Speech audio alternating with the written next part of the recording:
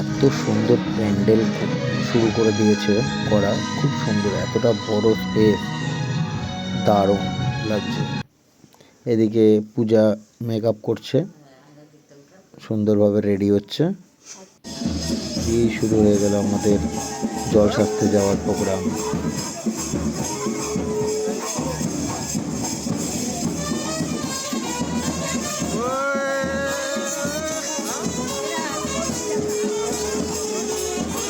এইভাবে নাচতে নাচতে আমরা পৌঁছে গেলাম পদ্মাতে জল সাজার জন্য। এখানে আমাদের ফ্লোরা আর অহনা দুজনে ব্যস্ত নিজেদের নাচের জন্য, নিজেরা নিজের মতো খেলে যাচ্ছিল। দুজনের দিকে তাকাবে। হ্যাঁ। আর এইদিকে পূজা ক্যামেরাম্যানের ইনস্ট্রাকশনে যা পোজ দিচ্ছিল, দেখে ভাবছিলাম ও কি বিয়ে করবে না মহালয়ার জন্য শুটিং করবে, সেটাই বুঝতে পারছিলাম না। তো যাই হোক, দেখে গেলাম ওর পোজগুলো দূর থেকে দাঁড়িয়ে দাঁড়িয়ে চুপচাপ। তোকে পরিষ্কার হচ্ছে রে। এতক্ষণে ঢুকছে বউ। এদিকে আমার বড় কাকিমা আর মেজো কাকিমা তারা নিজেদের তালে তালে নাচছে, খুব এনজয় করছে সবাই।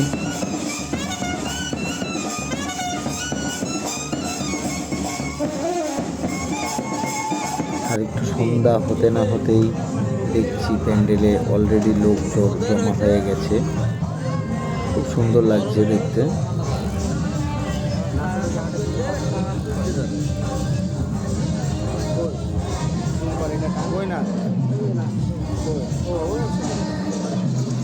এদিকে আমার দিদি আর বোনদের তো নাচের রিহার্সাল ওদের শেষই হচ্ছে না, তারা যে প্রোগ্রামে নাচবে তারা প্র্যাকটিস করে যাচ্ছে।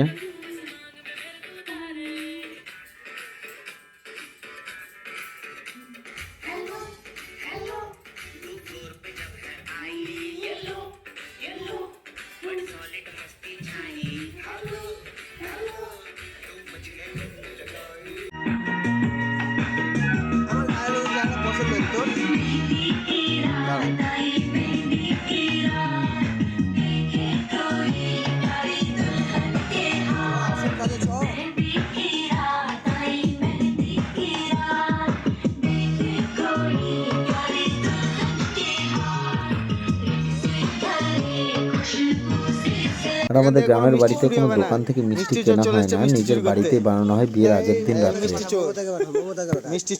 এরপর আমি আর বাপ্পা মানে আমার কাকুর ছেলে চলে গেলাম তাদের রিহার্সালে দেখতে এবং আনন্দ করতে।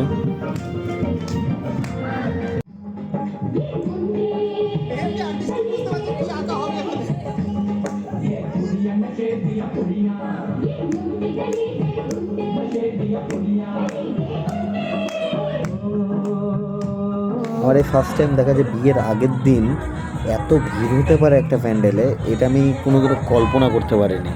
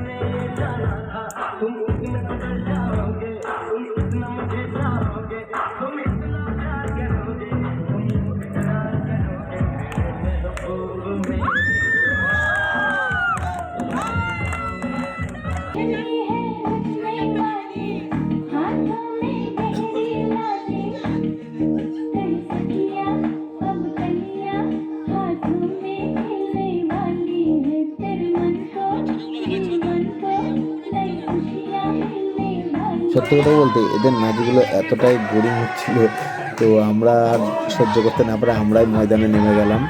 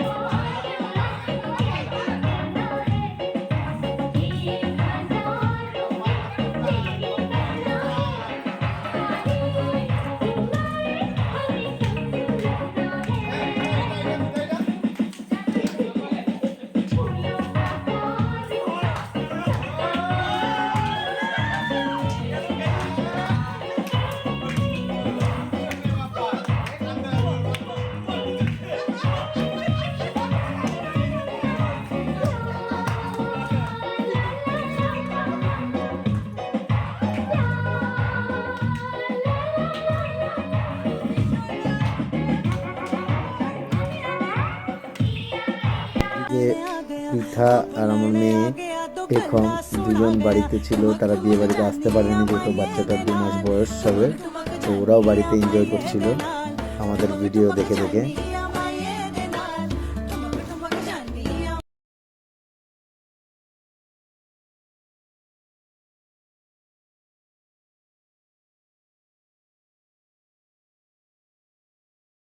এভাবেই ভিডিওটা এখানে শেষ করছি। যদি ভালো লাগে তাহলে অবশ্যই কমেন্ট করবে সবাই। Tata, bye bye.